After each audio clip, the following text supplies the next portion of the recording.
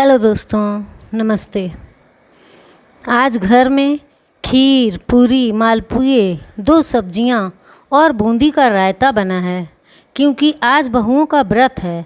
आज के दिन सुहागन महिलाएं अपने पति की लंबी उम्र और अच्छे स्वास्थ्य के लिए पूजा करती हैं और अपने घर की बड़ी बूढ़ियों को बायना निकालती हैं।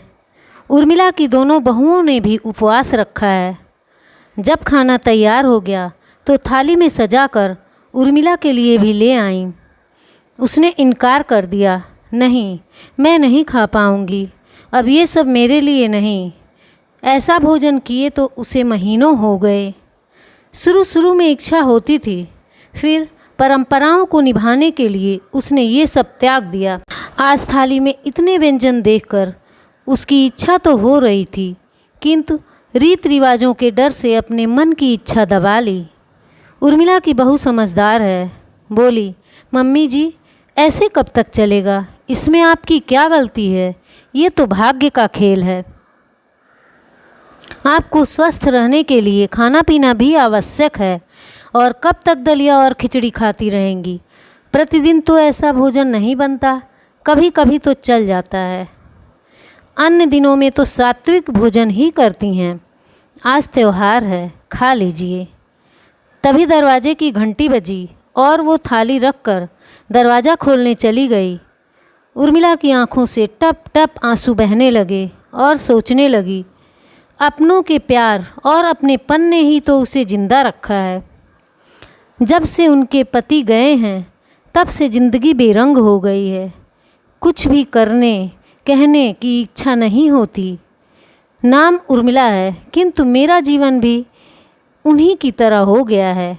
पति के बिना कैसा जीवन कटता है, उसके दर्द को मैं समझ सकती हूँ, किंतु उनके पति तो अपने भाई राम की सेवा के लिए वनवास गए थे। उसे एक उम्मीद तो थी कि 14 वर्षों बाद उसके पति उसके पास होंगे, किंतु मुझे तो ये उम्मीद भी नहीं। सोनम के पापा इतना बड़ा धोखा दे बीच राह में छोड़ गए। वे भी क्या करते, बेबस थे बेचारे। बीमारी ने छोड़ा ही नहीं, उन्हें साथ लेकर गई। लोग हमें देख हंसों का जोड़ा कहते थे, अब वही लोग समझाते हैं कि अधेड़ उम्र में पति का ऐसा क्या मोह, अब तो भगवान से लौ लगाओ, अपने बेटों के पास ठाठ से रहो। इस उम्र में ही तो सहारे की ज़्यादा आवश्यकता होती है। कुछ परेशानी होती तो उनसे कह लेती थी, अब किसी ने कुछ कह दिया तो मन ही मन घुटती रहूँगी। तब वो समझा देते तो मन हल्का हो जाता था। बहू बेटा हैं, अच्छे हैं, किंतु अपने परिवार में व्यस्त रहते हैं। मैं अपने कमरे में अकेली इस इंतज़ार में रहती हूँ कि कोई आए और पूछ ले, कुछ चाहिए तो नहीं। मुझे तो जैसे किसी बात का अधिकार ही नहीं रहा, क्योंकि घर की बड़ी बूढ़ियों ने समझा दिया, कहीं आना जाना नहीं, और सात्विक भोजन करना, साधारण वस्त्र पहनना, ना ही किसी से कोई अपेक्षा रखना, बाकी का जीवन ऐसे व्यतीत करना जैसे हम होते हुए भी नहीं हैं। ध्यान, भजन सुनना, जीते जी मृत्यु को धारण कर लो। मैं इन सब बातों को नहीं मानती थी, किंतु अपनी परंपराओं और बड़ों का मान रखते हुए ये सभी कार्य कर रही थी। आज बहू के कहने पर मैं अपनी परंपराओं से आगे बढ़ने का प्रयत्न करते हुए थाली उठा लेती हूँ। तभी कमरे में मेरी छोटी देवरानी ने प्रवेश किया। ये क्या कर रही हो बहन जी? क्या तुम्हें तनिक भी सुध नहीं? ये सुहागन औरतों का त्यौहार है और तुम इनका पूजा हुआ खा रही हो। कब तक अपने को पुजवाती रहोगी?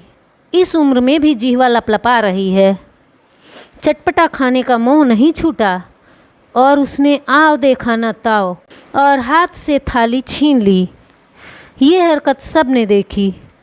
अपनी हरकतों पर शर्मिंदा होने की बजाय वो सब को समझाते हुए डांटने लगी, तुम आजकल की बहुएं हो, तुम अपने को ज़्यादा समझदार और पढ़ी लिखी मानती हो। यदि ज़्यादा ही अपनी सास पर लाड़ आ रहा है तो बाद में थोड़ा सा भोजन दे सकती थी, लेकिन पूजा हुआ नहीं। ये तो इस उम्र में अपनी अकल खो चुकी हैं, इन्हें तो सही गलत का ज्ञान ही नहीं।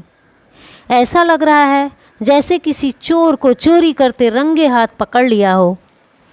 मैं अपने को अपमानित महसूस कर अपने आप को कोस रही थी।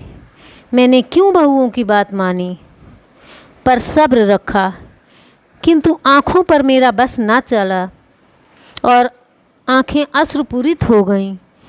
मैंने अपने आंचल से पोंछ उन्हें बाहर ही नहीं आने दिया।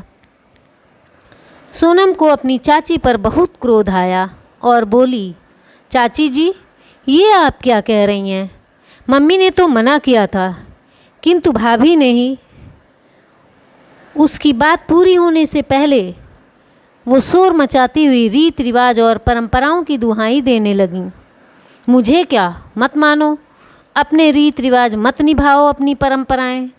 मैं तो अपने घर चली जाऊंगी, मुझे किसी से कहने का कोई अधिकार नहीं। और ज़ोर ज़ोर से रोने लगी। सब उन्हें समझाने और मनाने बैठ गए। मैं अपने को कोसती भूखी प्यासी बैठी रही। कई वर्ष बीत गए। सोनम का विवाह भी हो गया, उसके प्यारे प्यारे बच्चे भी हो गए। मेरे पोती पोते भी पाठशाला जाने लगे। जिंदगी अपने ढर्रे पर चल रही थी। इस वर्ष त्यौहार पर सोनम भी आई हुई थी। यहाँ का काम कर त्यौहार मना चाची के घर चली गई। हमारे यहाँ कहावत है, आदमी सुख में ना जाए किंतु दुख में तो खड़ा हो जाए। सोनम भी चाची से मिलने गई। उसके चाचा नहीं रहे, कहेगी कि लड़की मिलने भी नहीं आई। वो घर पहुंची तो चाची खाना खा रही थीं। सोनम को देख खुश होते हुए बोली, बहुत दिनों बाद आई, आजा खाना खा ले। नहीं चाची जी, मैं घर से ही खा कर आई हूँ। वो वहीं बैठकर घर पर निगाहें दौड़ाने लगी। थोड़ी देर बाद उसके लिए चाय आ गई। बहुएं वहीं बैठकर खाना खाने लगी। उसने देखा चाची जी ने रंगीन साड़ी पहनी है, खाना भी वही खाया। सोनम से रहा नहीं गया, बोली, चाची जी, क्या हमारे घर की परंपराएं और रीति रिवाज बदल गए? वो समय ध्यान है, मेरी मम्मी की सामने से परंपराओं के नाम पर खाने से भरी थाली उठा ली थी। भूल गई क्या? मैं कोई बदला लेने नहीं आई, किंतु आपने एक औरत होकर भी दूसरी औरत का दर्द नहीं समझा। बहुओं के सामने कितनी बेइज्जती की थी उनकी, और आज क्या, वो आज भी निभा रही हैं। ये परंपराएं क्या कुछ ही लोगों के लिए होती हैं? रिश्ते में छोटी होने के बावजूद कितना सुनाया था उसने, और उन्होंने सुना भी। तभी एक बहू बोली, दीदी, अब ज़माना बदल गया है, सोच बदली है। ऐसे रीति रिवाज किस काम के जिनमें अपनों की खुशी ना हो। ये अकेली अपने कमरे में परेशान होती, यहाँ हमारे साथ खुश हैं। हमने ये सोचकर इन्हें खाना दिया कि ये सुहागन नहीं तो क्या, हमारे सुहाग की माँ तो हैं। भाभी, वही तो मैं कह रही हूँ, ये कैसी त्रासदी है। हम औरतें ही इन रीति रिवाजों और परंपराओं को निभाते हैं, उनका सख्ती से पालन भी करती हैं, किंतु दूसरों के लिए, अपने लिए वे परंपराएं बदल क्यों जाती हैं? दूसरे के जीवन को अभिशाप बना देती हैं। क्या ये सही है? उसके प्रश्नों का किसी के पास कोई जवाब नहीं था। धन्यवाद।